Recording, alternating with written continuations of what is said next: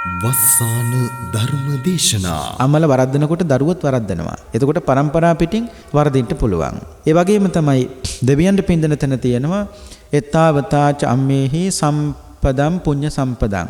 දෙකම සම්පදං කිව්වොත් වැරදි. එසා කියන්න ඕනේ එත්තාවතාච අම්හෙහි සම්බතං පුඤ්ඤ සම්පදං.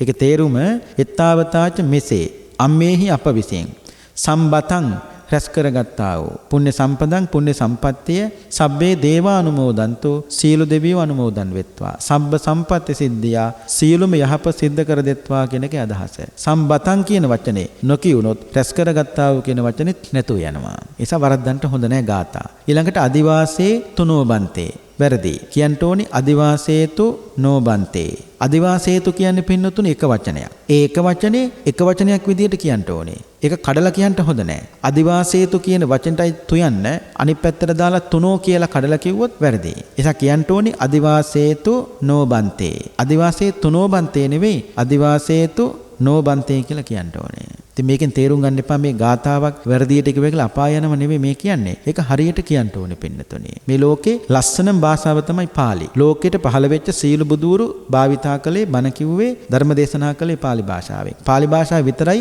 අසභ්‍ය වචනයක් නැති, කේලම් වචනයක් නැති, හිස් වචනයක් නැති, පරුස වචනයක් නැති භාෂාවක් තියෙන මේ ලෝකේ පාලි භාෂාව විතරයි. දිනපතා නවතම ධර්ම දේශනා ශ්‍රවණය කිරීමට වස්සාන ධර්ම දේශනා අපගේ YouTube නාලිකාව දැන්ම subscribe කරන්න. බෙල් අයිකනය ක්ලික් කරන්න. වස්සාන ධර්ම දේශනා YouTube නාලිකාව ඔස්සේ ප්‍රචාරය වන මෙම සුමధుර ධර්ම දේශනාව සඳහා පින්බර දායකත්වයෙන් කටයුතු කළේ මහරගම පමුණුව පාරේ පදිංචි ශීලා වීරක්කොඩි මෑණියන් ඇතුළු පින්වත් පිරිසයි. එම පින්වත් පිරිසගේ අරමුණ වන්නේ දැනට වසර 2කට පෙර පරලෝ සැපත් දොන් සුමනපාල වීරක්කොඩි මහතාට පින් අනුමෝදන් කිරීම පිණිස ධර්ම දානමය පින්කමක් සිදු කිරීම. අද දේශකයන්න් වහන්සේ පූජ්‍යපාද හිඟුරේ පඤ්ඤාසේකර ස්වාමීන් වහන්සේ අවසරයි අපේ හාමුදුරුවනේ. සමන්ත චක්කවාලේසු අත්‍රා ගච්ඡන්තු දේවතා සද්දම්මං මුනි රාජස්ස සුනන්තු සග්ග මොක්ඛදං ධම්මස්සවන කාලෝ අයං භදන්තා ධම්මස්සවන කාලෝ අයං බදන්තා ධම්මස්සවන කාලෝ අයං භදන්තා.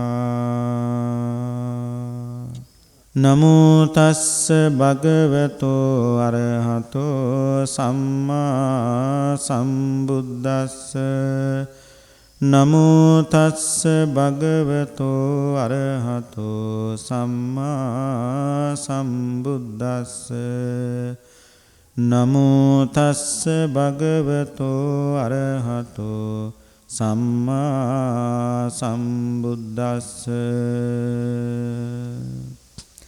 පරිපක්ඛෝ වයෝ මයිහං පරිත්තං මම ජීවිතං පහායවෝ ගමිස්සාමි කතං මේ සරණ මත්තනෝති.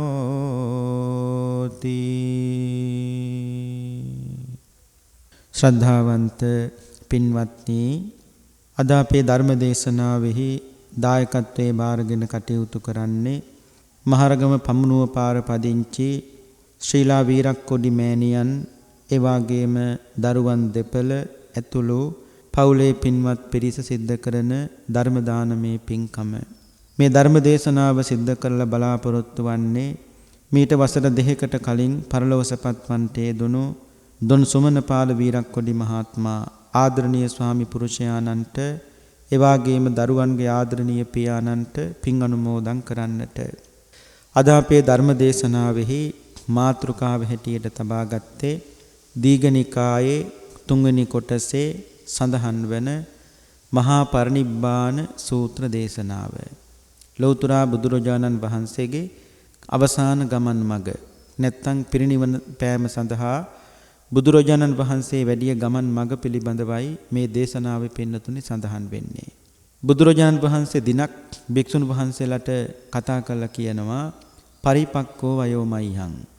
මහන්නි මන් දැන් ගොඩක් වයසයි. පරිත්තං මම ජීවිතං මම ජීවත් වෙන්නේ තව බොහොම ටික කාලයයි. පහාය වෝ ගමිස්සාමි. මම හෙට වුණත් නුඹ ලතහැලා දාලා යන්න පුළුවන්. කතං මේ සරණ මත්තනෝ හැබැයි මම නම් මගේ පිහිට හදාගත්තා කියලා බුදුහාමුදුරුවෝ භික්ෂුන් වහන්සේලාට මතක් කළා. මේන් අදහස් කරන්නේ පින්නතුනේ බුදුහාමුදුරුවන්ට පිහිටක් සැලසුණා නම් ශ්‍රාවකයන්ටත් පිහිටක් තියෙනවා. ඒ කාගේ පිහිටද? පින්නතුනේ ධර්මයේ පිහිට විතරයි. බුදුරජාණන් වහන්සේ තමන් වහන්සේගෙන් පස්සේ මේ ශාසනය කිසිම ශ්‍රාවකයෙකුට බාර දුන්නේ නැහැ. බුදුහාමුදුරුවෝ මේ ශාසනය බාර දුන්නේ ධර්මයටයි. ඒ නිසානේ බුදුහාමුදුරුවෝ මතක් කළේ මගෙන් පස්සේ මහණින් නුඹලාට ශාස්ත්‍රුන් වහන්සේ බවට පත් වෙන්නේ ධර්මයයි කිව්වා. ඒ නිසා පින්නතුනි අපි පිළිසරණක් නැති අය නෙවෙයි. අපි පිළිසරණක් තියෙන අය. මොකේ පිළිසරණද? ධම්මපටිසරණ. අපිට ධර්මයේ පිළිසරණ තියෙනවා. ඒ බව සිහිපත් කළ බුදුරජාණන් වහන්සේ ආනන්ද හැඳුරන්ට කතා කරලා ජේතවනාරාමේදී කියනවා ආනන්ද අපි යමුකුව ගිජ්ජකූට පර්වතයට. ගිජ්ජ කියන්නේ පින්නතුනි ගිජුලිහිණියට. කූට කියලා කියන්නේ පර්වතයට. ඒ පර්වතයේ බැලුමැලබට පේන ගිජුලිහිණියගේ ඔළුවක් වගේ. ඒ නිසා මේ පර්වතයට ගිජ්ජකූට පර්වතය කියලා කියන්නේ.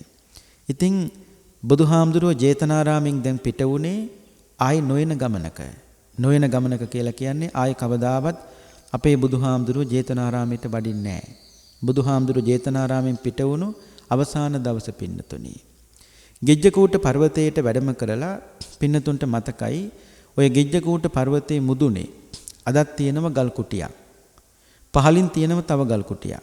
ගල් කුටි දෙකක් තියෙනවා ගිජ්ජකූට පර්වතයේ මුදුනේ. ඒ කුටි දෙකම හදලා දුන්නේ බුදුහාමුදුරුවන්ටයි ආනන්ද හාමුදුරුවන්ටයි කොසල් මහරජුරෝ.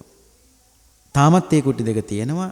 අදත් දඹදිව යන බොහෝ දෙනා ගිජ්ජකූට පර්වතයට නැග්ගහම බුදුහාමුදුරු වැඩ හිටපු කුටියටත් ආනන්ද හාමුදුරු වැඩ හිටපු කුටියටත් පහන් පත්තු කරනවා ඉටිපන්දන් දල්වනවා සමාපatti සුවයෙන් සුළු මොහොතක් හරි බුදුහාමුදුරු මේ ස්ථානේ වැඩ හිටියානේ කියලා. ඉතින් කෙසේ හෝ වේවා පින්වත්නි අනේ ගිජ්ජකූට පර්වතයේ වැඩ ඉන්නකොට තමයි අජාසත් රජුරවන්ට අදහසක් ඇති උනේ මේ වජ්ජීන් එක්ක යුද්ධ කරන්න ඕනේ කියලා. අජාසත් රජුරෝ මේක කිව්වා වස්සකාර කියන ඇමතියට. කතා කළකෝ වස්සකාර මට මේ නිකන් ඉන්නකොට කල්පනාවක් ඇති වුණානේ. මොකද්ද කියලා ඇහුවා. මට හිතුණා ඒක වජ්ජීන් එක්ක යුද්ධ කරන්න ඕනේ කියලා. දිනයිද පරදීද කියලා හරියටම කියන්න බෑ. ඒක හරියටම කියන්න පුළුවන් එකම කෙනා තමයි බුදුහාමුදුරුවෝ. ඒ නිසා වස්සකාර මේ දිනවල බුදුහාමුදුරුවෝ වැඩ ඉන්නේ ගිජ්ජකූට පර්වතයේ. නුඹ ගිජ්ජකූට පර්වතයට ගිහිල්ලා බුදුහාමුදුරුවන්ගෙන් අහගෙන එන්න අජාසත් වන මම වජ්ජීන් එක්ක යුද්ධ කළොත් දිනයිද පරදීද කියලා. වස්සකාර ගියා. ඒ යනකොටත් ආනන්ද හාමුදුරුවෝ වටාපත අරගෙන බුදුහාමුදුරන්ට පවන් සලනවා. ඒකෙන් තේරුම් ගන්න ඕනේ මේ බුදුහාමුදුරන්ගේ අවසාන කාලයයි පින්නතුනි. මේ වස්සකාර ගිහිල්ලා බුදුහාමුදුරන්ට වැඳලා කියනවා ස්වාමීනි භාගතුන් වහන්සේ අජාසත්ත සූදානම් වජ්ජීන් එක්ක යුද්ධ කරන්න දිනයිද පරදීද කියලා ඇහුවා. බුදුහාරකෝ අනිවාර්යෙන් පරදිනවා කිව්වා. ඇයි? වස්සකාර මම කිව්වා කියලා අජාසත්තට කියන්න වජ්ජීන් එක්ක ඕන කෙනෙකුට යුද්ධ කරන්න පුළුවන්. දිනන්න බෑ. ප්‍රධාන හේතුව තමයි සප්ත අපරිහානී ධර්මයක් වජ්ජීන් සතුව තියෙනවා. සප්ත කියන්නේ පින්නතුනි 7. අපරිහානී කියලා කියන්නේ පිරෙන්නේ නැහැ. සප්ත අපරිහානී. අපි පින්නතුන් දහම් පාසල කාලේ අපි ඉගෙන ගත්තා. පළවෙනි එක තමයි වජ්ජීන් පරද්දන්න බැරි ප්‍රධාන හේතුව නිතර නිතර සමගින් රැස් වෙනවා. සමගින් රැස් වුණා වගේමයි සමගින් විසර යනවා. 2 වජ්ජීන් කවදාවත් නොපෙනූ නීති පනවන්නේ නැහැ. පනවපු නීති ටික ඒ විදිහටම ආරක්ෂා කරගෙන පවත්වාගෙන යනවා. 3 වජ්ජීන් කවදාවත් අනුන්ගේ රාජ්‍ය වලින් බලහත්කාරයෙන් කුල කුමාරිකාවන් පැහැරගෙන අවිල්ලා පදිංචි කරවීම මිශ්‍රිතක් වජ්ජීන් සතුව නැහැ. ඊළඟානව තමයි වජ්ජ රාජ්‍යයේ ඉන්න වැඩිමහලු වජ්ජීන්ට හොඳට සත්කාර සම්මාන ආදී සිද්ධ කරනවා. ඊළඟට පස්වෙනි එක තමයි ඉස්සලද පැවතගෙන කුලසිරිතක් පොදුසිරිතක් තියෙනවා නම් ඒ කුලසිරිත පොදුසිරිත සියල්ලම ඒ විදිහටම ආරක්ෂා කරගෙන පවත්වාගෙන යනවා. මේ ආදී වශයෙන් මෙන්න මේ කියපු සප්ත අපරිහානී ධර්ම පවතින තාක්කල් වස්සකාර මතක තියාගන්න වජ්ජීන්නක යුද්ධ කළ දිනන්න බෑ කිව්වා. මේ පණිවිඩේ වස්සකාර අජාසත්තට ඇවිල්ලා කිව්වා අජාසත්ත වජ්ජීනකේ උදකන එක නතර කළා. ටික දවසක් බුදුහාමුදුරුවෝ ගෙජ්ජකූට පර්වතයේ වැඩ ඉඳලා ඊට පස්සේ වැඩම කළා පින්නතුනි තව ලස්සන ගමක් තිබුණ අම්බලට්ටිකා කියලා. අම්බලට්ටිකාවේ තමයි වැඩ හිටියේ වෙනකොට සාරිපුත්ත මහරහතන් වහන්සේ. ඒතර බුදුහාමුදුරුවෝ කවුරු බලන්නද මේ වැඩියේ? සරියුත් මහරහතන් වහන්සේ බලන්න. අනේ සරියුත් හාමුදුරුවෝ ඈතම දැක්කා බුදුහාමුදුරුවෝයි ආනන්ද හාමුදුරුවෝ වඩිනවා. උන්වහන්සේ එළියට බැහැලා බුදුහාමුදුරන්ගේ පාත්‍ර සිවුරු පිළි අරගෙන කුටියට වඩම්මගෙන ආවා. ඇවිල්ලා සරියුත් හාමුදුරුවෝ අහනවා බුදුරජාණන් වහන්සේ මේ කොහෙද වඩින්නේ කියලා ඇහුවා. සාරිපුත්ත මම මේ පිරිනිවන් පාන්නයි කුසනානානුවරට යන ගමන් කිව්වා. ඒ වෙලාවේ තමයි සරියුත් හාමුදුරුවෝ බැලුවේ ඉස්සෙල්ල පිරිනිවන් පාන්නේ මමද එහෙම නැත්නම් බුදුහාමුදුරුවෝද කියලා. සරියුත් හාමුදුරුවන්ට වැටහුණා ඉස්සෙල්ල පිරිනිවන් පාන්නේ මමයි. ඒ කියන්නේ සාරිපුත්ත මහරහතන් වහන්සේ. එදා බුදුරජාණන් වහන්සේගේ සිරිපතුල් දෙක අල්ල බැඳලා කියනවා ස්වාමීනි භාග්‍යතුන් වහන්සේ අනෝමදස්සි බුදුරජාණන් වහන්සේ කාලේ මම ප්‍රාර්ථනා කළේ ඔබ වහන්සේගේ සිරිපතුල් දෙක වන්දනා කරන්න. මම දැන් මේ වැඳලා ප්‍රාර්ථනා කරන්නේ අවසාන ගමන් යන්න. සාරිපුත්ත කොහෙද පිරිනිවන් පාන්නේ? බුදුහානේ ගෙදර. ඇයි අම්මට බණ කියන්න ඕනේ? අම්මා මිත්‍යා දෘෂ්ටිකයි. මගේ අම්මා බුදුහාමුදුරනේ රහතන් වහන්සේලා 7 නමකගේ අම්ම කෙනෙක් කිව්වා. රහතුන් 7 නමකගේ අම්ම කෙනෙක්. ඒ සරියුත් හාමුදුර වැඩිමලානේ. උන්වහන්සේ හිටියේ මල්ල 3 දෙනෙක්. චුන්ද රේවත උපසේන 3 දෙනාත් මහාන වුණා. නංගිල 3 දෙනෙක් හිටියා. චාලා උපචාලා සීසූපචාලා. ඒ 3 දෙනාත් මහාන වුණා. ඔක්කොම 7යි. සරියුත් හාමුදුරගේ අම්මට දරුවෝ 7යි.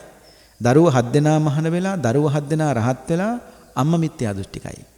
සරියුත් හාමුදුර කල්පනා කළා බැරි වෙලාවත් මම පිරිනිවන් පෑවොත් මිනිස්සු මට දොස් කියන්න පුළුවන්. කොහොමද? සරියුත් හාමුදුරු ලෝකයක් හදන්න බණ කිව්වට අම්මා හදාගන්න බැරි වුණා කියලා. ඒ නිසා බුදුහාමුදුරුවනේ මං ගෙදරට වඩිනවා පිරිනිවන් පාන්න අම්මට බණ කියන්න. උන්වහන්සේ ගෙදරට වැඩම කළා අම්මට බණ කිව්වා අම්මා සෝවාන් ඵලයේ පිහිටෙව්වා. ඇති කියලා කියන්නේ සෝවාන් ඵලයේ පිහිටපු කෙනෙක් ආය කවදාවත් සතර අපායට වැටෙන්නේ නැහැ පින්නතුනි. කවදාවත් මිත්‍යා දෘෂ්ටි කුලයක උපදින්නේ නැහැ.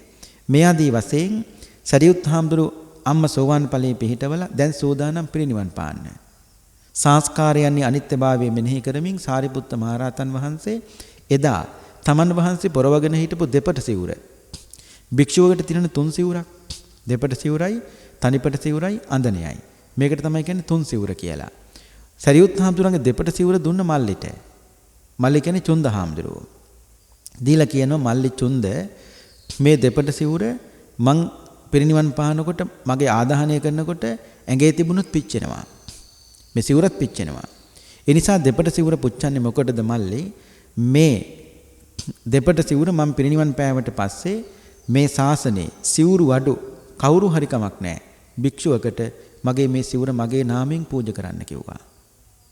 සරියුත් හාමුදුරුවෝගේ දෙපට සිවුර පිච්චුනේ නැහැ. ආදාහනය කළේ නැහැ. අනේ උන්වහන්සේ කරපු දේ තමයි තමන් වහන්සේගේ තනිපට සිවුරෙන් මුළු ශරීරයෙන් වහගත්ත පින්න. ඒ කියන්නේ කකුල් දෙකේ ඉඳලා ඔළුව දක්වා මුළු කිසියම් සිරුරේ කොටසක් පේන්නේ නැති වෙන සම්පූර්ණයෙන් තනිපට සිවුරෙන් මුළු ශරීරය වහගත්තා.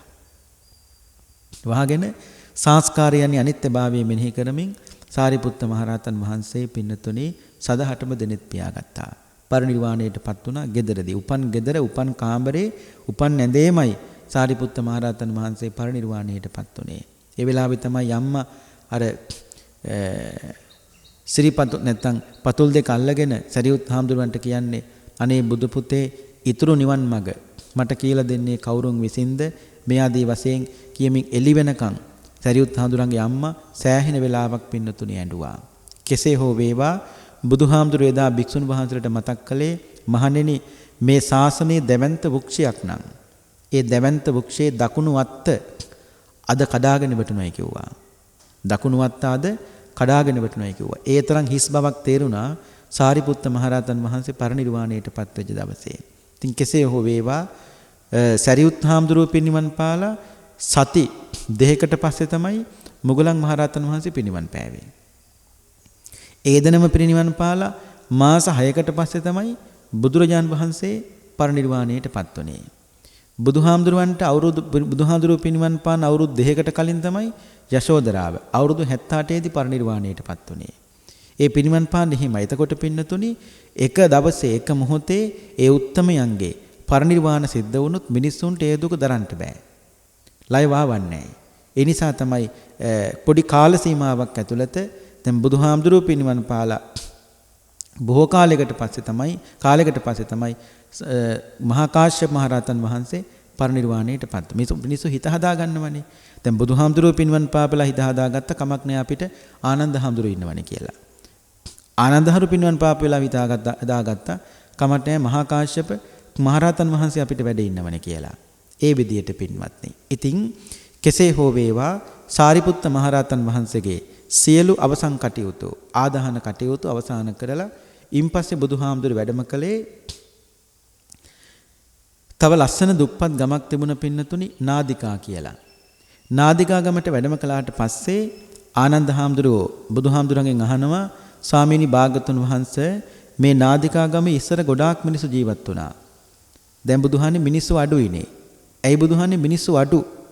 බුදුහාමුදුරුවෝ වදාලා ආනන්ද මේ මිනිස්සුන්ගේ ආයුෂ වැඩි වෙන කාලේ නෙවෙයි. මේ මිනිස්සුන්ගේ ආයුෂ ආනන්ද අඩු වෙන කාලයයි. කෙලෙස් බහුල වෙනකොට මිනිස්සුන්ගේ ආයුෂ අඩු වෙනවා. විශේෂයෙන් කියන කෙලෙස් තුනක් තමයි අධර්ම රාගයයි, මිත්‍යා ධර්මයයි, විෂම ලෝභයයි. අධර්ම රාගය කියලා කියන්නේ පින්නතුනි නොසුදුසු තනි රාගය උපදවා ගන්නවා. දැන් පියාගේ පාර්ශවයේ තාත්තගේ නංගි කෙරෙහිත් රාගය උපදිනවා. ගුරුවරයාගේ බිරිඳ කෙරෙහිත් රාගය උපදිනවා. අද මොනතරම් දේවල් තියෙනවද? ඒ නිසා ඒවා අධර්ම රාගය. ලෝක සම්මත සදාචාරයේ කවදාවත් පින්නතුනි ඒවා ගරු කරලා කතා කරන දේවල් නෙවෙයි. ඊළඟට මිත්‍යා ධර්මය. මිත්‍යා ධර්මය කියලා කියන්නේ ස්ත්‍රීන් කෙරෙහි රාගයෙන් බැඳෙනවා. පුරුෂයන් කෙරෙහි රාගයෙන් බැඳෙනවා. රටවල ඕනතරම් තියෙනවා. කෙසේ හෝවා පින්වත්නි ඊළඟ කාරණාව තමයි විෂම ලෝභය. ලෝභය නම් කාටත් තියෙනවනේ. විෂම ලෝභය කියලා කියන්නේ තමන්ට අයිති නැති ලෝකේට අයිති දේවල් තමන්ට අයිති කරගන්න ගිහිල්ලා තමන්ට අයිති කරගන්න හදනකොට තමන්ට අයිති වෙන්නේ නැහැ කියලා වගේ තේරෙනකොට මිනිස්සු නිකන් ඉන්නේ. දණ්ඩක් මුගුරක් පොල්ලක් බැරි නම් ඊට වඩා දෙයක් හරි පාවිච්චි කරලා ලෝභසිතින් ඒක තමන්ට අයිති කරගන්න උත්සාහවන්ත වෙන්නේ. එතකොට ඒ කෙලෙස් බහුල වෙනවා. දන්නවා මේක මට අයිති නෑ මේක අයිති ලෝකයට කියලා. එතකොට ලෝකයට අයිති දේවල් ලෝකයේ තුල තියෙන දෙන්නේ නැතුව තමන්ට අයිති කරගන්න යනකොට මිනිස්සු යනකොට ගන්නවා. මිත බුදුහාමුදුරු දේශනා කළ යන්නේ ඒකයි. මෙන්න මේ කෙලෙස් තුන අධර්ම රාගයයි, මිත්‍යා ධර්මයයි, විෂම ලෝභයයි කියන මේ ක්ලේශයන් තුන බලවත් වෙන්න ආනන්ද මිනිස්සුන්ගේ ආයුෂත් ටික අඩු වෙනවා. අනිත් එක අවුරුදු 100කට එක අවුරුද්ද ගානේ මිනිස්සුන්ගේ ආයුෂ අඩු වෙනවා. දැන් බුදුහාමුදුරුවෝ පිරිනිවන් පාලා අවුරුදු 2564යි. ඒ 2564ට 100ට එක ගානේ අඩු කරලා බැලුවාම අද කාලේ මිනිස්සුන්ගේ පරමායුෂ අවුරුදු 80යි. තව අවුරුදු 7000ක් යනකොට මිනිස්සුන්ගේ පරමායුෂ අවුරුදු 10යි. 10ට වැඩි මිනිස්සුන්ගේ ආයුෂ අඩු වෙන්නේ නැහැ. බුදු කෙනෙක් ලෝකේ පහළ වෙන්නත් එක්කෝ මිනිස්සුන්ගේ පරමායුෂ 100ට වැඩි වෙන්න ඕනේ නැත්නම් ලක්ෂයට අඩු වෙන්න ඕනේ. 100ට වැඩි උත් ලක්ෂයට අඩු උත් කාලවල විතරයි පින්නතු ලෝකෙ බුදුරු පහළ වෙන්නේ. එක ලෝක ධාතුව කවදාවත් බුදුරු දෙනමක් පහළ වෙන්නේ නැහැ. ඉෂ්ටියක් කවදාවත් මේ ලෝකෙ බුදු වෙන්නේ නැහැ. ඉෂ්ටියක් කවදාවත් මේ ලෝකේ සක්විති පදවි ලබන්නේ නැහැ. ඉෂ්ටියක් කවදාවත් මේ ලෝකේ දිව්‍ය රාජ පුත්‍රයා බවට පත් වෙලා උපදින්නේ නැහැ. ඉෂ්ටියක් කවදාවත් මේ ලෝකේ මාර දිව්‍ය රාජ පුත්‍රයා බවට පත් වෙලා උපදින්නේ නැහැ. ඉෂ්ටියක් කවදාවත් මේ ලෝකේ බ්‍රහ්ම රාජ පදවිය ලබන්නේ නැහැ. මේ හැම පදවියක්ම ලබන්නේ මේ ලෝකේ පුරුෂයෙක් විතරයි. ඒක ලෝකේ ධර්මතාවය. ඉෂ්ටියකට බුදු වෙන්න බැරි ප්‍රධාන හේතුව තමයි ඉෂ්ටියකට දුකක් ආවහම ඉෂ්ටිය කරන්නේ දුකේ බැස ගන්නවා. මේ අම්මලට වරදක් කියනව නෙවෙයි ඉගෙන ගන්න කියන්නේ. හැබැයි ඉෂ්ටිය නැතුව බුදුරු පහළ වෙන්නෙත් නැහැ. මේ බුදුරු බිහි කරන්නත් අම්මලා ඉන්න එපායයි. ඒ නිසා බුදු කෙනෙක් පුරුෂාත්ම භාවයක් ප්‍රාර්ථනා කළාට වැඩක් නැහැ බුදු වෙන්න කියලා ඒ බුද්ධත්වයට උදව් කරන හරියමං ඉෂ්ටියක් ඉන්න ඕනේ. දැන් මේ ශාසන ඉතිහාසයේ ඊතා ඉක්මනින් බුදු වුණු එකම බුදුහාමුදුරුව අපේ ගෞතම බුදුහාමුදුරුව. විපස්සී බුදුහාමුදුරුව කල්පලක්ෂ 16ක් පෙරම්පුරු බුදු වෙන්න. සෙකී බුදුහාමුදුරුව කල්පලක්ෂ 8ක් පෙරම්පුරු බුදු වෙන්න. නමුත් අපේ බුදුහාමුදුරුව අසංඛ්‍ය 4කුත් කල්පලක්ෂයක් වැනි අඩුම කාලයකින් බුද්ධත්වයටපත් උනේ අපේ ගෞතම බුදුහාමුදුරුව. කාට පින් සිද්ධ වෙන්නද? යශෝදරාවට පින් සිද්ධ වෙන්න. ඇය පින්නතුනේ නොවිදිනා දුක් විඳගෙන තත්ත්වයට නැත්තම් බුද්ධත්වයට පත් කරන්න තමන්ගේ ස්වාමියා බුදු වෙනව දකින්න යශෝදරාව නොවින්ද දුකක් නැහැ. යශෝදරාව විඳ දුකෙන් භාගයක්වත් විඳින්නේ අපේ බුදුහාමුදුරුවෝ. ඒ කියන්නේ බුද්ධත්වයේ වෙනුවෙන් වැඩිපුර දුක් විඳේ කවුද? යශෝදරාවයි. ඒකයි කිව්වේ පුරුෂයෙක් පුරුෂාත්ම භාවයක් ප්‍රාර්ථනා කළත් වැඩක් නැහැ. ඒ බුද්ධත්වයට උදව් කරන හරියමං ඉෂ්ටියක් ඉන්න ඕනේ. ඒ වෙනුවෙන් මහ පුදුමාකාර කැපවීමක් යශෝදරාව පින්නතුනේ සිද්ධ කළා. ඒ නිසා ශ්‍රාවකයෝ නැත්තම් අග්ග ශ්‍රාවකයන් වහන්සේලා අසංඛ්‍යයක් ඒකාසංඛ්‍ය කල්පලක්ෂයක් පාරමී ධර්ම සම්පූර්ණ කරන්න ඕනේ. පසේ බුදුවරු දෙආසංඛ්‍ය කල්පලක්ෂයක් පාරමී ධර්ම සම්පූර්ණ කරන්න ඕනේ. ඊට පස්සේ බුද්ධත්වයට පත් වෙන උත්තමයෝ අසංඛ්‍ය හතරකුත් කල්ප ලක්ෂයක් පාරමී ධර්ම සම්පූර්ණ කළ යුතු වෙනවා. ඉතින් කෙසේ වේවා ඒ විදියට පාරමී පුල්ල බුද්ධත්වයට පත් වුණා. ඉතින් ආනන්ද හාමුදුරුවෝ ඇහුවේ ස්වාමීනි භාග්‍යවතුන් වහන්සේ නාදිකා ගමේ මිනිස්සු අඩු ඇයි කියලා ඇහුවා. අඩු හේතුව තමයි කෙලස් බහුල වෙනකොට ආනන්ද මිනිස්සුන්ගේ ආයුෂත් ක්‍රමක්‍රමයෙන් අඩු වෙනවා. අර බ්‍රාහ්මණ ධම්මික සූත්‍රයේදී දවසක් බ්‍රාහ්මණයෙක් අහනවා බුදුහාමුදුරුවනේ ඉස්සර මිනිස්සු ළඟ තිබුණු ගුණධර්ම දැනුත් මිනිස්සු ළඟ තියෙනවද කියලා ඇහුවා. බුදුහාමුදුරුවෝ නෑ. ඉස්සර මිනිස්සු කොච්චර හොඳයිද කියන්නේ ඉස්සර මිනිස්සුන්ට තිබු ලෙඩ තුනයි කිව්ව තිබුණේ. එකක් තමයි කිව්වා බඩගින්න. අනිත් එක තමයි කිව්වා පිපාසය. අනිත් එක තමයි කිව්වා වැසිකිලි කැසිකිලි කිරීමේ යම් යම් අපහසුතා. ඒව ලෙඩද? ඒව ලෙඩද නෑ. ඒ නිසා බුදුහාමුදුරුවෝ කියනවා බ්‍රාහ්මණ ධම්මික සූත්‍රයේදී ඉස්සර ලෙඩ තුනයි කිව්ව තිබුණේ. ඒ ලෙඩ තුන දැන් 98 බවට පත් වෙලා. කුමක් නිසාද? සත්තු මරන්න පටන් ගත්තා. හරක් මරන්න පටන් ගත්තා. ඒ හරක් මරන්න පටන් ගත්තා, සත්තු මරන්න පටන් ගත්තා, ගව ඝාතනය කරන්න පටන් ගත්තා. ඒ සත්තු මරන්න ගව ඝාතනය වැඩි වෙන්න තමයි මිනිස්සුන්ගේ ලෙඩත් බහුල වුණේ. බුදුහාමුදුරු බ්‍රාහ්මණ ධම්මික සූත්‍රයේදී ওই කතාව කියනවා. ඒ නිසා ලෙඩ තුන දැන් 98 බවට පත් වෙලා. ඒකනේ කියන්නේ 890ක් රෝග, 990ක් ව්‍යාධි. ඉතින් බුදුහාමුදුරු මේ කතාව නාදිකා ගමේ සිහිපත් කරලා ඉන් පස්සේ බුදුහාමුදුරු වැඩම කළා. තව ලස්සන රාජ්‍යයක් තිබුණා පින්නතුනි මගධ රාජ්‍යය කියලා. දැන් මේ බුදුහාමුදුරු ගමින් ගමට වඩිනවා. මේ අවසානයේ තමයි කුසනානානුවර. ඒ කියන්නේ පරිනිර්වාණයට වඩින්නේ. ආය ජේතවනාරාමයට වඩින්නේ නෑ බුදුහාමුදුරුවෝ. ඒ මගධ රාජ්‍යයට වැඩියට පස්සේ මගධ රාජ්‍ය සිටුවරු ඇමතිවරු සෑම දෙනාම ආව බුදුහාමුදුරන්ගෙන් බණ අහන්න.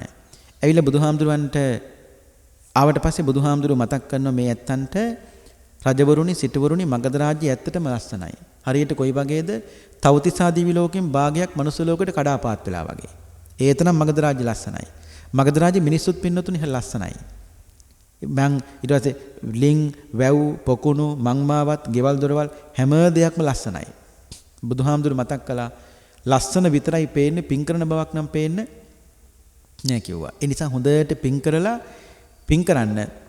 ඒ පින සම්මාදිට්ඨික දෙවියන්ට අනුමෝදන් කරන්න කිව්වා. මේ වගේ ලස්සනට තියෙන තැන්වලට දෙවියන්ගේ ආශිර්වාද ලැබෙනමයි කිව්වා. ඒ නිසා පින්නතුනේ ගෙවල් දොරවල් කියව ලස්සනට තියාගන්න ඕනේ. කාමර ලස්සනට තියාගන්න ඕනේ. විශේෂයෙන් බුදුන් වඳින තැන ලස්සනට පිරිසිදු තියාගන්න ඕනේ. පිරිසිදුව බුදුන් වැඳලා ප්‍රාර්ථනා කළොත් විතරයි ඒ ප්‍රාර්ථනා විට වෙන්නේ. බුදුහාමුදුරන්ට තියෙන ගිලම්පස වීදුරුව පවා සබන් දාලා හොදන්න ඕනේ. බුදුහන්ට මල් වට්ටියක් ඇදුවත් බොහොම ලස්සනට පිරිසිදු වේ මල් වට්ටිය හදන්න ඕනේ. ලස්සනට මල් වට්ටිය හදන්න ඕනේ.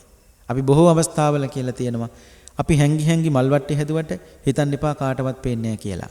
දෙවියන්ට ඒව පේනවා. අපි හැංගි බුදුන් වැඳට හිතන්න එපා කාටවත් පේන්නේ නැහැ කියලා. දෙවියන්ට ඒ පින පේනවා. අපි දෙවියන්ට පේන්න බුදුන් වඳිනව නෙවෙයි.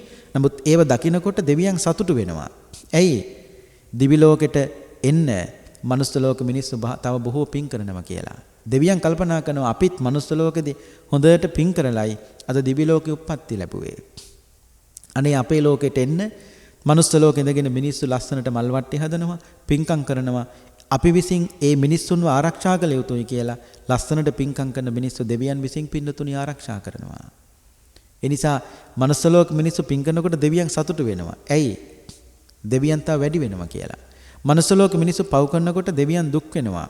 ඇයි? අසුර පිරිස වැඩි වෙනවා කියලා. ඒ නිසා හොඳ දේ දුන්න බුදුහාමුදුරුවන්ට අපි හොඳම දේමයි පින්නතුනි දෙන්නට ඕනේ. දරක් වෙච්ච පුස්කාපුව පාවිච්චි කරන්න බැරි ඒවා කවදාවත් බුදුහාමුදුරුවන්ට දෙන්න එපා. හොඳම දේ බුදුහාමුදුරුවන්ට දෙන්න ඕනේ. එහෙම දෙනකොට කොහෙන් හරි ලැබෙනවා පින්නතුනේ. බුදුහාන්ට සලකන්නකෝ කවදාවත් වරදින්නේ නැහැ. කවදාවත් වරදින්නේ නැහැ. සමහරු බොහෝම ලස්සනට බුද්ධ පූජා තියෙනවා. බොහෝම ගෞරවයෙන් බුදුන් වදිනවා.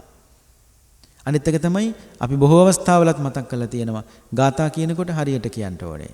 ඔය මල් පූජා කරන ගාථාවේ තියෙනවා වන්න ගන්ධ ගුණෝපේතං ඒතං කුසුම සන්තෝසින් කියනවා සමහරු. සන්තසින් කියනවා සමහරු. ඒ දෙකම වැරදි. කියන්න ඕනේ වන්න ගන්ධ ගුණෝපේතං ඒතං කුසුම සන්තතින්. සන්තතින් කියලා කියන්නේ පොකුරට. ඒතං කියලා කියන්නේ මේ. කුසුම කියන්නේ මල් වලට. සන්තතින් කියන්නේ පොකුර. එතකොට මේ මල් පොකුර කියලා කියන්නේ. ඒක සන්තෝෂ නෙවෙයි එතන කියන්නේ. ඊළඟට පූජේ බුද්ධං කුසුමේන නේන පුඤ්ඤේන මේතේ න ලබාවි මොක්ඛං. එහෙම කියන්න එපා එතකොට වැරදි. ඒසා කියන්න ඕනේ පූජේ බුද්ධං කුසුමේන නේන පුඤ්ඤේන මේතේන ලබාවි මොක්ඛං. නයන්න වෙනම කියන්න එපා. එතකොට අදහස යන්න පින්නතුනි වෙන පැත්තකට. දැන් ලබාමි මොක්ඛං නිවන් ලැබේවා. න ලබහයි මොක්ඛං නිවන් මට නොලැබේවා. එතකොට අදහස වෙනස් වෙනවා. මේ ගාතාවක් මේ වැරදියට කිව්වයි කියලා මේ අපායන කතානේ මේ කියන්නේ. ඒ කියනකොට හරියට කියන්න ඕනේ. එතකොට බුදුහාමුදුරන්ටත් හොඳයි, භාෂාවටත් හොඳයි, ඒ වගේම පූජාවටත් හැම දෙයකටම හොඳයි. අම්මල වරද්දනකොට දරුවොත් වරද්දනවා. එතකොට પરම්පරා පිටින් වරදින්න පුළුවන්. ඒ වගේම තමයි දෙවියන්ට පින්දන තැන තියෙනවා එත්තාවතාච අම්මේහි සම්පදම් පුඤ්ඤ සම්පදං. දෙකම සම්පදං කිව්වොත් වැරදි. එසා කියන්න ඕනේ එත්තාවතාච අම්හෙහි සම්බතං පුඤ්ඤ සම්පදං. ඒක තේරුම එත්තාවතාච මෙසේ අම්මේහි අප විසින් සම්බතං රැස් කරගත්තා වූ පුණ්‍ය සම්පදං පුණ්‍ය සම්පත්තිය සබ්බේ දේවානුමෝදන්තෝ සීල දෙවියෝ අනුමෝදන් වෙත්වා. සබ්බ සම්පත්ති සිද්ධියා සීලුම යහප සිද්ධ කර දෙත්වා කියන එකේ අදහස. සම්බතං කියන වචනේ නොකියුනොත් රැස් කරගත්තා වූ කියන වචනේත් නැතු යනවා. ඒසා වරද්දන්ට හොඳ නැහැ ගාථා. ඊළඟට අදිවාසේ තුනෝබන්තේ. වැරදි. කියන්න ඕනි අදිවාසේතු නෝබන්තේ. අදිවාසේතු කියන්නේ පින්නතුනේ එක වචනයක්. ඒ එක වචනේ එක වචනයක් විදිහට කියන්න ඕනේ. ඒක කඩලා කියන්න හොඳ නැහැ. අදිවාසේතු කියන වචනටයි තුයන්න අනිත් පැත්තට දාලා තුනෝ කියලා කඩලා කිව්වොත් වැරදි. ඒසා කියන්න ඕනි අදිවාසේතු නෝබන්තේ. අදිවාසේ තුනෝබන්තේ නෙවෙයි අදිවාසේතු නෝබන්තේ කියලා කියන්න ඕනේ. ඉතින් මේකෙන් තේරුම් ගන්න එපා මේ ගාතාවක් වැරදියට කිව්වෙකලා අපාය යනව නෙවෙයි මේ කියන්නේ. ඒක හරියට කියන්න ඕනේ පින්නතුනේ. මේ ලෝකේ ලස්සනම භාෂාව තමයි පාලි. ලෝකෙට පහළ වෙච්ච සීල බුදුරු භාවිතා කළේ බණ කිව්වේ ධර්ම දේශනා කළේ පාලි භාෂාවෙන්. පාලි භාෂාව විතරයි අසභ්‍ය වචනයක් නැති, කේලම් වචනයක් නැති, හිස් වචනයක් නැති, පරුස වචනයක් නැති භාෂාවක් තියෙන මේ ලෝකේ පාලි භාෂාව විතරයි. පාලි භාෂාව විතරයි. අනිත් එක දැන් සමහර භාෂා තියෙනවා එක වචනයකට අර්ථයයි දෙකයි තියෙන්නේ. නමුත් පාලි භාෂාවේ එහෙම නෙවෙයි. පාලි භාෂාවේ එක වචනයක් ගත්තොත් ඒ වචනේ බොහෝ අර්ථ තියෙනවා.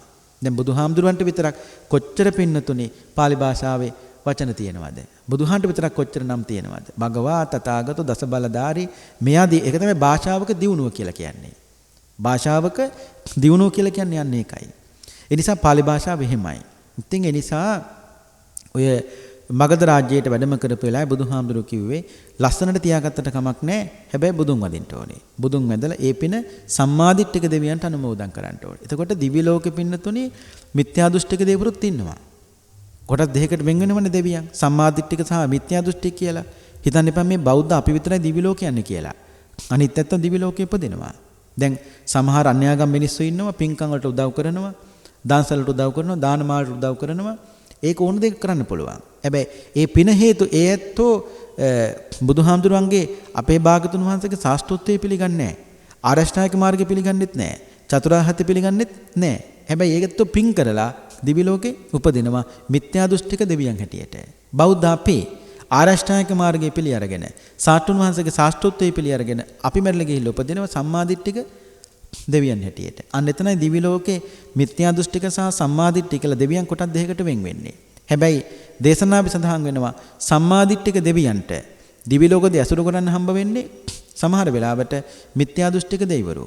එතකොට සම්මාදිට්ඨික දෙවිවරු දන්නේම නැතුව මිත්‍යා දෘෂ්ටික වෙන්න පුළුවන්. මිත්‍යා දෘෂ්ටික දෙවිවරුට සමහරලාට දිවි ලෝකදී අසුරු කරන්න හම්බ වෙන්නේ සම්මාදිට්ඨික දෙවිවරු. එතකොට මිත්‍යා දෘෂ්ටික දෙවිවරු සම්මාදිට්ඨික වෙන්නත් පුළුවන්. මනුස්ස ලෝකේ වගේ තමයි. මනුස්ස ලෝකේ නරක මිනිස්සු හොඳ මිනිස්සු ඇසුර කරනකොට නරක මිනිස්සුත් හොඳ වෙනවා. හොඳ මිනිස්සු නරක මිනිස්සු ඇසුර කරනකොට හොඳ මිනිස්සු නරක වෙනවා. දැන් අපි එහෙම කිව්වා කියලා බය වෙන කාරණා නෙවෙයි. අපි දිව්‍ය ලෝක යනකම් විතරක් නෙවෙයි සත්පුරුෂය ප්‍රාර්ථනා කරලා තියෙන්නේ. අපි සත්පුරුෂය ප්‍රාර්ථනා කරලා තියෙන්නේ කොයි දක්වාද? සතං සමාගමෝ හෝතු යාව නිබ්බානපත්තිය. අපි සත්පුරුෂය ප්‍රාර්ථනා කරලා තියෙන්නේ නිවන් දකින්නතුරු. අපි දිව්‍ය ලෝක යනකම් විතරක් නෙවෙයි සත්පුරුෂය ප්‍රාර්ථනා කළා. ඒ නිසා මනුස්ස ලෝකෙදී අපි ප්‍රාර්ථනා කරන්නේ නිවන් දකින්නතුරු සත්පුරුෂයෙක් ඇසුරට ලැබේවා කියලා අපි ඒ ප්‍රාර්ථනාව කළා තියෙනවා. ඊට පස්සේ බුදුහාමුදුරු මගධ රාජ්‍යයේ ටික දවසක් වැඩ ඉඳලා ඉන්පස්සේ බුදුහාමුදුරු වැඩම කළා චාපාල කියන චෛත්‍ය ස්ථානයට. මේ අතරින් පතර කියන්නේ මේ පරිනිබ්බාන සූත්‍රයේ ගොඩාක් දිගයි පින්නතුනි දීඝනිකායේ සූත්‍රයක්. චාපාල චෛත්‍ය ස්ථානයේදී බුදුහාමුදුරු ආනන්දහන්ට කියනවා ආනන්ද සතර ඉද්ධිපාද වඩපු බුදු කෙනෙකුට ආරාධනා කළොත් කල්පයක් වුණත් වැඩ ඉන්න පුළුවන් කිව්වා. සතර ඉද්ධිපාද තමයි ඡන්ද, චිත්ත, විරිය, විමර්ශ. ඡන්ද කියන්නේ කැමැත්ත. චිත්ත කියන්නේ සිත. විරිය කියන්නේ කායික මානසික වීරියට. විමර්ශා කියලා කියන්නේ බුද්ධියට.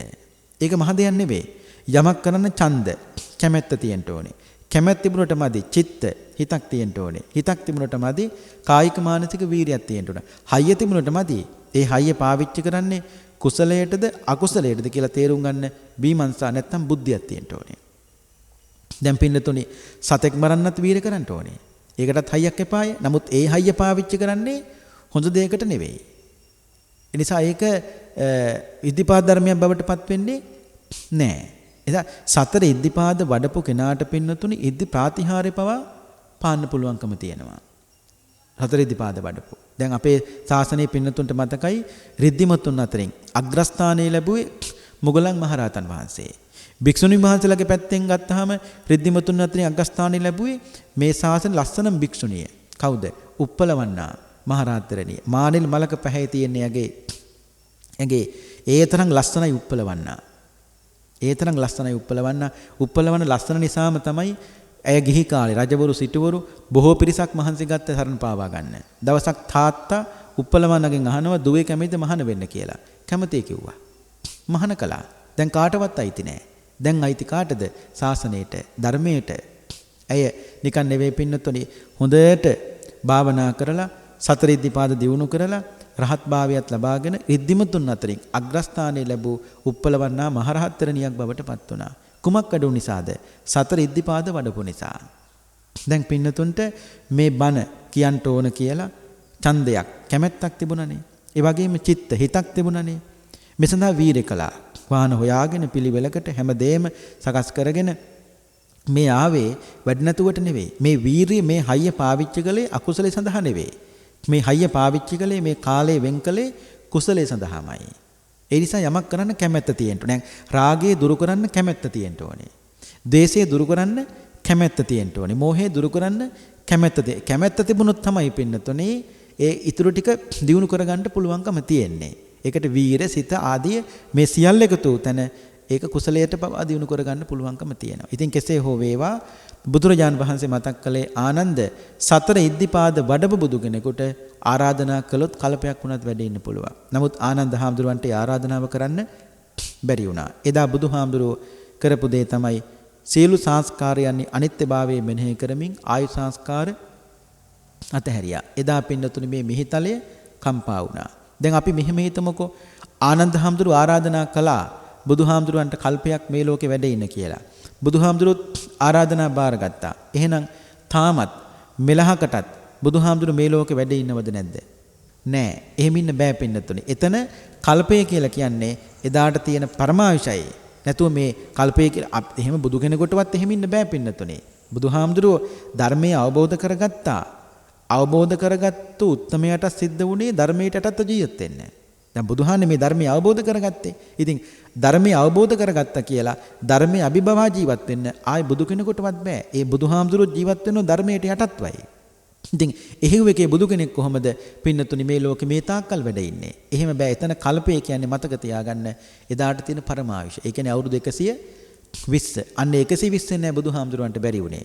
ආනන්ද හාමුදුරුවෝ ආරාධනා කළත් නැතත් එක්ක බුදුහාමුදුරුවෝ අවුරුදු 90න් හරි 100න් හරි 110න් හරි 120න් හරි මෙලහකටත් බුදුහාමුදුරුවෝ පරිනිර්වාණයටපත් වෙලා ඉවරයි පින්නතුනේ. ඒ නිසා එතන බොහෝ දෙනෙක් හිතනවා කල්පනා කරනවා අපරාධය ආනන්දහාන්ට බැරි වුණේ බුදුහාන්ට ආරාධනා කරන් එහෙම කළා නම් මෙලහකටත් බුදුහාමුදුරුවෝ මේ ලෝකෙ ඉන්නවනේ කියලා. එහෙම ඉන්න බෑ පින්නතුනේ. ඉතින් ඒ අතපසු වීම නිසා බුදුහාමුදුරුවෝ ආයු සංස්කාර අතහැරියා. දැන් මේ ගමන් මගේදී පින්නතුනි දේශනාවේ සඳහන් වෙනවා 16 පොලකදී බුදුහාමුදුරුවෝ කිව්වා ආනන්ද හාමුදුරන්ට සතර ඉද්ධිපාද වැඩපු කෙනෙකුට ආනන්ද කල්පයක් වුණත් වැඩ ඉන්න පුළුවන් කියලා. නමුත් ඒ 16 පොලේදීම ආනන්දහන්ට බැරි වුණා බුදුහන්ට ආරාධනා කරන්න. 16 පොලේදීම බැරි වුණා. ඒ වෙලාවේ තමයි ආයු සංස්කාර අතහැරිය වෙලාවේ තමයි මහ පොළොව කම්පා වුණේ. අන්න එතකොට තමයි ආනන්ද හාමුදුරුවෝ වහන්නේ ස්වාමිනී භාගතුන් වහන්සේ ඇයි හදිස්සියේ මහ පොළොව කම්පා වුණේ? බුදුහාමුදුරුවෝ වදාළ ආනන්ද මහ පොළොවක් නිකං කම්පා වෙන්නේ නැහැ. ආනන්ද මහ පොළොවක් කම්පා වෙන්න හේතු 8ක් තියෙනවා. පළවෙනි එක තමයි ආනන්ද මේ මහ පොළොව පිහිටා දින ජලය මත. අපි ඉන්නේ වතුරක් උඩ. සෑහෙන දුරකට මේ මහ පොළොව හාරගෙන යනකොට මේ මහ පොළොව යට තියෙන මහ මුහුදක් හා සමාන ජල කඳක්. ඒ ජල කඳ යම් දවසක හෙළවෙනවද එදාට මහ පොළොවත් හෙළවෙන. ඒක තමයි පළවෙනි භූමිකම්පාව. 2 චිත්ත වසීභාවයේ තියෙන. ඒ කියන්නේ හිත හොඳට දියුණු කරපො. උත්තමයන්ට හිත දියුණු කිරීම හේතු කොටගෙන මහ පොළොවක් කම්පා කරවන්න පුළුවන්. දැන් සතර ඉද්ධිපාද වඩපු අයටත් පුළුවන්. දැන් පින්නතුන්ට මතකයි ওই මොගලන් මහරහතන් වහන්සේගේ කතාව තියෙන්නේ බුද්ධ කාලේ එක ප්‍රාන්තයකට වැස්ස නැතුව ගියා. ඒ ප්‍රාන්තෙට වහින්නේ නැහැ. වහින්න නැති හේතුව තමයි මිනිස්සු අධාර්මිකයි. මිනිස්සු අධාර්මික වෙනකොට පින්නතුනේ මේ මහ පොළොව උඩ තියෙන සාරය පොළොව යටට බහිනවා. මේ මහ පොළොවේ තියෙන මහ පුදුමාකාර ජීවගුණයක්. දැන් ඒ ජීවගුණේ නැහැ. ඉස්සර කියන්නේ අම්මලා බතක් කිව්වහම මුළු පළාතටම සුවඳයි. ගමක් නම් මුළු ගමටම සුවඳයි බත ඉව්වහම. ඒ පොළොවේ තියෙන ජීවගුණේ. දැන් ඒක නැහැ. මිනිස්සු අධාර්මික වෙනකොට පොළොවේ තියෙන ජීවගුණේ පොළොව යටට යනවා. බුද්ධ කාලේ මිනිස්සු ඒ ප්‍රාන්තේ අධාර්මිකයි පොළොව උඩ තිබ්බ සාරේ පොළොව යටට බැස්සා. මොගලන් මහරහතන් වහන්සේ මේක දැකලා බුදුරජාණන් වහන්සේට කියනවා ස්වාමීනි භාගතුන් වහන්සේ අර ප්‍රාන්තයට වහින්නේ නැහැ. ඔබ වහන්සේ අවසර දෙනව නම් මට පුළුවන් ඒ ප්‍රාන්තේ මිනිස්සු වෙනත් ප්‍රාන්තයකට මාරු කරලා යන්න කියලා පොළොව යට තියෙන සාරේ මට පුළුවන් පොළොව උඩට ගන්න. මොග්ගල්ලාන්ට පුළුවන් නම් ඒ දේ කරන්න කිව්වා. මොගලන් මහරහතන් වහන්සේ ඒ දේ කළා. අන්න සතර ඉද්ධිපාද හොඳට පින්නතුණු උන්වහන්සේ දිනු කළා. 3 ආනන්ද මහ පොළොව කම්පා වෙන තුන්වෙනි හේතුව තමයි මහබෝසත් උතුමෙක් යම් දවසක මව් කුසල පිළිසිඳ ගන්නවද එදාටත් මහ පොළොව කම්පා වෙනවා. 4 යම් දවසක මහබෝසත් උතුමා මව් කුසින් මේ ලෝකෙට බිහි වෙනවාද එදාටත් මහ පොළොව කම්පා වෙනවා. 5 ඒ මහබෝසත් උතුමා යම් දවසක ආනන්ද සම්මා සම්බුද්ධත්වයට පත් වෙනවද එදාටත් ආනන්ද මහ පොළොව කම්පා වෙනවා. 6 ආනන්ද ඒ බුදුරජාණන් වහන්සේ යම් දවසක ධම්මචක්කප්පවත්තන සූත්‍රය දේශනා කරනවද එදාටත් ආනන්ද මහ පොළොව කම්පා වෙනවා. 7 ඒ බුදුරජාණන් වහන්සේ ආනන්ද ආයු සංස්කාර අතහරිනවද එදාටත් මහ පොළොව කම්පා වෙනවා. 8 ආනන්ද ඒ බුදුරජාණන් වහන්සේ යම් දවසක අනුපාදි ශේෂ පරිනිර්වාණ ධාතුවේ පිරිනිවන් පානවද එදාටත් මහ පොළොව කම්පා වෙනවා. මෙන්න මේ හේතු 8 කිව්වට පස්සේ ආනන්ද හාමුදුරුවෝ දැනගත්තා එහෙනම් දැන් මහ පොළොව කම්පා වුණේ මගේ බුදුහාමුදුරුවෝ ආයු සංස්කාර අතහැරපු නිසායි. ඇයි දැන් සියලු කාරණා සිද්ධ වෙලා ඉවරයිනේ. දැන් මහ පොළොව කම්පා වුණා නම් කම්පා වුණේ මගේ බුදුහාමුදුරුවෝ ආයු සංස්කාර අතහැරියා. ඒ වෙලාවේ තමයි ආනන්ද හාමුදුරුවෝ බුදුහාමුදුරුවන්ට කියන්නේ ස්වාමීනි භාගතුන් වහන්සේ මම දැන් කාගේ පිට තවන්නද? කාටද උණුපැන් හදන්නේ? කාගේ පාත්‍රයේ සෝදන්නද? කාගේ සිවුරු සෝදන්නද? මම තනියෙන් ජේතවනාරාමයට යනකොට බුදුහාමුදුරුවනේ මිනිස්සු මගෙන් අහයි කොහොමද බුදුහාමුදුරුවෝ කියලා. එතකොට මම මිනිස්සුන්ට මොනවද කියන්නේ? මෙහෙම මතක් වෙනකොට ආනන්ද හාමුදුරුවෝ සෑහෙන වෙලාවක් ඇඬුවා. ඒ ඇඬීම නතර කරන්න බුදුරජාණන් වහන්සේ සෑහෙන වෙහෙසක් ගත්තා. නමුත් බුදුහාමුදුරුවෝ මතක් කළා ආනන්ද අඬන්න එපා. සියලු සංස්කාරයන් අනිත්‍යයි කියලා මම නුඹට හැමදාමත් ආනන්ද කියලා දීලා තියෙනවා. ආනන්ද නුඹ ගොඩාක් ලස්සනයි කිව්වා. නුඹ ආනන්ද නුඹේ උපස්ථානයේ තිබුණු හොඳකම නිසයි මට අවුරුදු 80ක්වත් ජීවත් වෙන්න පුළුවන්කම ලැබුණේ. පින්නතුනි නියම උපස්ථායකෙක් ආනන්ද හාමුදුරුවෝ. මේ ආපු හැම කෙනෙක්ම හැම වෙලාවෙම බුදුහාර මුණ ගැස්සුවේ නැහැ. වෙන් කළා තිබුණේ. දැන් බුදුහාමුදුරුවෝ භික්ෂුන් මුණ ගැහෙන වෙලාවයි. දැන් බුදුහාමුදුරු භික්ෂුණීන් මුණ ගැහෙන වෙලාව, දැන් උපාසකයන් මුණ ගැහෙන වෙලාව, දැන් රජවරු මුණ ගැහෙන වෙලාව වෙන් කළා තිබුණේ. මේන් ආව මේන් එක්කරන් ගියා කුටියට. එහෙම නෑ පින්වත්නි. බෙදලා තිබුණු නිසා භාගතුන් වහන්සේට කිසි වෙහෙසක් සිද්ධ වුණේ නෑ. උන්වහන්සේ බොහෝම විවේකයෙන් වැඩ හිටියේ ආනන්ද හාමුදුරන්ගේ උපස්ථානයේ තිබුණු හොඳකම නිසායි. පුරා අවුරුදු 25ක් ආනන්ද හාමුදුරුව දෙහිතක් නැතුව එක හිතකින් බුදුහාමුදුරුවන්ට උපස්ථාන කළා. අවුරුදු 55ක් වෙනකොට බුදුහාමුදුරුවන්ට ආනන්දහරු බාරගත්තේ උපස්ථාන කරන්නම් කියලා. එදා මෙදා තුර අවුරුදු 25ක් මේ අතර කාලය තුල බවට පින්නතුනිපත් වුණා. කෙසේ හෝ වේවා භාග්‍යතුන් වහන්සේ ආනන්දහන්ට මතක් කළේ ආනන්ද නුඹේ පරිනිර්වාණය මීටත් වඩා ලස්සනයි කිව්වා. ආනන්ද තථාගතයන් වහන්සේ පිනිවන් පාන කොට අඬන්නේ දඹදිවෙන් භාගයයි. නමුත් ආනන්ද නුඹ යම් දවසක පරිනිර්වාණයටපත් වෙනවද එදාට මේ මුළු දඹදිවක්ම අඬනවා කිව්වා. ඇයි? ආනන්ද නුඹ පිරිනිවන් පාන්නේ මේ ලෝක කිසි කෙනෙක් පින්වන් පාන්නේ නැත්තනක. කොහෙද? පින්නතුනේ ආනන්දහරු පින්වන් පෑවේ අහසේ. උන්වහන්සේට ආදාහන මළුවක් තිබුණේ නැහැ. උන්වහන්සේට චිතකයක් තිබුණේ නැහැ. එකම චිතක එකම ආදාහන මළුව උනේ ආනන්ද හාමුදුරුවන්ට මේ අහස. අහසේ පින්වන් පාපෝ මේ ලෝකයේ එකම රහතන් වහන්සේත් ආනන්ද මහරහතන් වහන්සේ පමණයි. ආනන්ද හාමුදුරුවෝ ජීවිතයේ අවසාන කාලේ කියන්නේ අවුරුදු 120 දී ආයු සංස්කාරات හැරියේ. ජීවත් වුණේ රෝහිණී නදියේ. ගඟ දෙපැත්තේ ගම් දෙකක් තියෙනවා. ඒ දෙපැත්තේ මිනිස්සු ආනන්දහන්ට හරි ආදරේ. එහාගොඩ මිනිස්සු ආනන්ද හාමුදුරන්ට කිව්වා අපේ ගමේ පින්වන් පාන්න කියලා. කොහෙවත් පින්වන් පාන්න එපා ඔබ වහන්සේ. මෙහාගොඩ මිනිස්සු කියනවා අපේ ගමේ පින්වන් පාන්න කියලා. දැන් එහාගොඩ මිනිස්සු කියනවා එහෙගොඩ පින්වන් පාන්නලු, මෙහාගොඩ මිනිස්සු කියනවා මෙහාගොඩ පින්වන් පාන්නලු. උන්වහන්සේ කල්පනා කළා දෙගොල්ලටම ඕනේ. ඒ කියන්නේ ගඟ දෙපැත්තේ මිනිස්සු ඔක්කොටම ඕනේ මගේ පරිනිර්වාණය බලන්න. ඒ නිසා දෙගොල්ලටම කිව්වා අහවල් දවසේ මම පිරිනිවන් පානවා ගං ඉවුරට එන්න කිව්වා. රෝහිණී නදියේ ගං ඉවුරට එන්න කිව්වා. ගං ඉවුරට ආවා. පිරිනිවන් පාන කෙනෙක් නැහැ, ආදාහන මළුවක් නැහැ, චිතකයක් නැහැ. එක පාට පින්නතුනේ කෝටි ගාණක් මිනිස්සු බලන් ඉඳින්දී ආනන්ද මහරහතන් වහන්සේ හරියටම රෝහිණී නදීතර ගඟ මැද හස උඩ පළක් බැඳගෙන තේජෝ ධාතුවට සමවැදිලා අදිෂ්ඨාන කළා මං පිරිනිවන් පෑවට පස්සේ මගේ කඳෙන් උඩ කොටස ගැලවිලා රෝහිණී නදී එහා ගොඩට වැටෙන්න ඕනේ. කඳෙන් යට කොටස ගැලවිලා රෝහිණී නදී මෙහා ගොඩට වැටෙන්න ඕනේ. පින්නතුනේ අදිෂ්ඨාන කළත් හරි කෝටි ගාණක් මිනිස්සු බලන් ඉඳෙද්දී ආනන්ද මහරහතන් වහන්සේගේ ශරීරය දෙකට වෙන් වුණා අහසෙදිම. වෙන් වෙලා දෙපැත්තට වැටුනේ. ඒ ශරීරය දෙකට වෙන් වෙනව දකිනකොට පුදුමයි කිව්ව මිනිහෙක්ගේ පපුවක් පෙළුන්නේ නැති එක. ඒ කියන්නේ මිනිස්සු ඒ තරම් ලතෝනි දුන්නා. මිනිස්සු ඒ තරම් කෑ ගැහුවා. මිනිස්සු ඒ තරම් ඇඬුවා. ඒකයි පින්නතුනේ කිව්වේ බුදුහාමුදුරුවෝ පින්වන් පාප දවසේ ඇඬුවේ දඹදිවෙන් භාගයයි. නමුත් ආනන්දහරු පින්වන් පාප දවසේ මුළු දඹදිවක් ඇඬුවා. උන්වහන්සේට මිනිස්සු ගොඩාක් ආදරේ. ආනන්දහරු බොහොම ලස්සනයි. කෙසේ හෝ වේවා ආනන්ද හාමුදුරුවෝ අහනවා ස්වාමීනි භාගතුන් වහන්සේ ඔබ වහන්සේ පින්වන් පෑවට පස්සේ මං කුමක්ද කරන්න ඕනේ? ආනන්ද මේ තථාගත ශරීරය 100 වතාවක් නෙවෙයි 500 වතාවක් කප්පුලුන් වලින් උතන්න.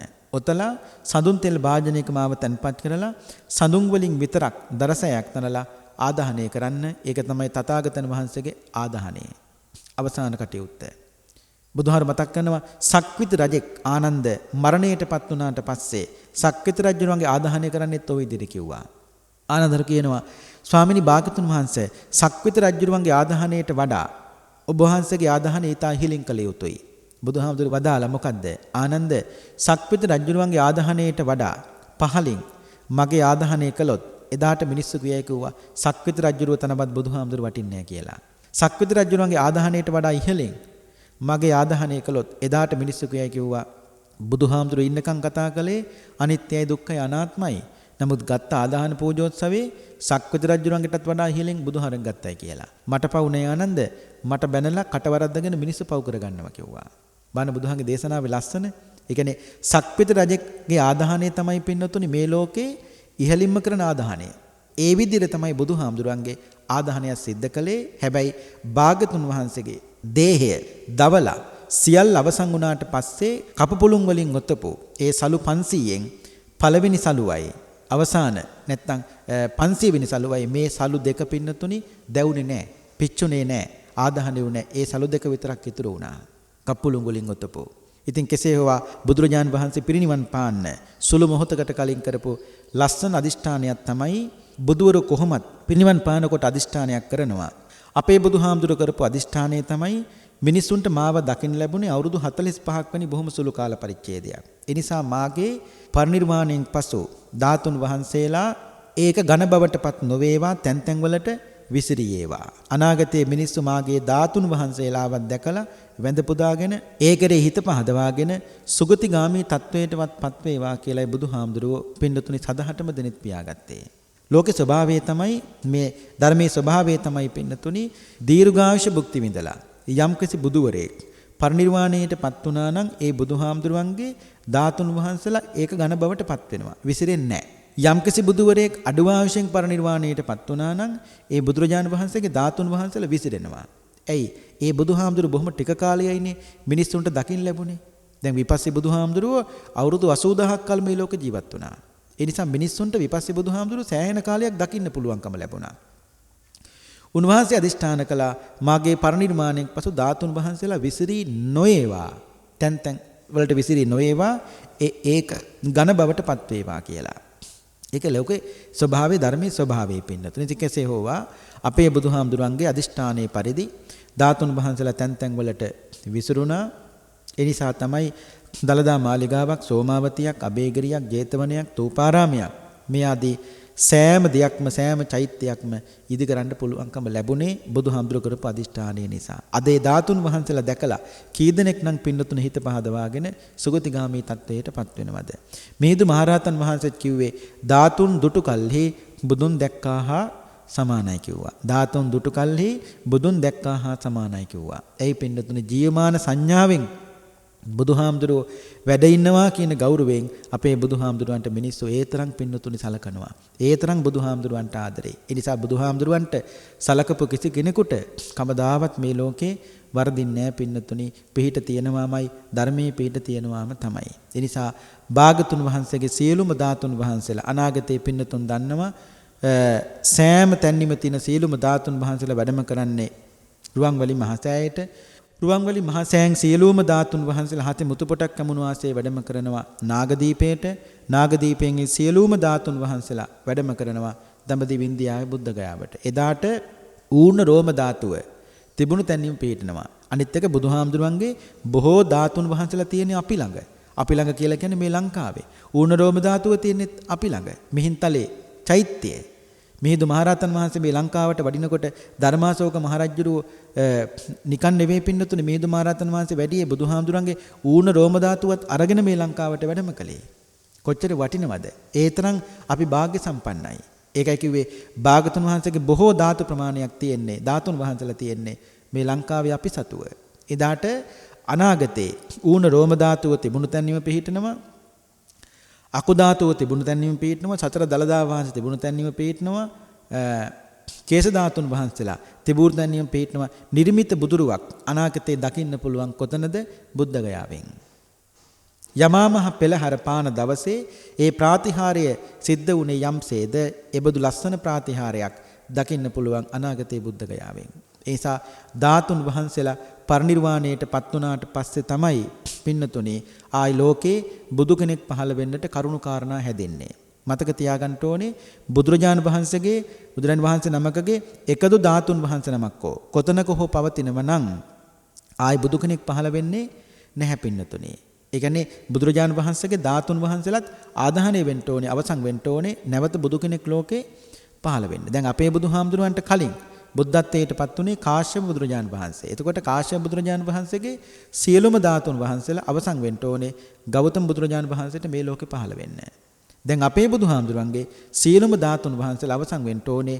මෛත්‍රී බුදුරජාණන් වහන්සේ අනාගතේ මේ ලෝකේ පහළ වෙන්න. ඒකෙන් තේරුම් ගන්න ඕනේ අබෑටයක් තරම් හෝ ධාතුන් වහන්සේ නමක් තැන්පත්ව තියෙනවා නම් ආයි බුදු කෙනෙක් ලෝකේ පහළ වෙන්නේ නෑ. ධාතුන් වහන්සේලාත් අවසන් වෙන්නට ඕනේ. ඒ නිසා අපි දැන් පුරා පැයක් ධර්ම දේශනාව ශ්‍රවණය කළා.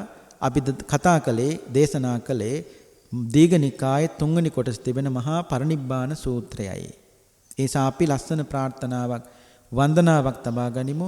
බුදුරජාණන් වහන්සේගේ අදිෂ්ඨානයේ පරිදි තැන් තැන් වලට විසිරුණු භාග්‍යවතුන් වහන්සේගේ ਸਰවඥ ධාතුන් වහන්සේලාට අපගේ වන්දනීය නමස්කාරය වේවායි සාදු කියලා ප්‍රාර්ථනා කරන්න.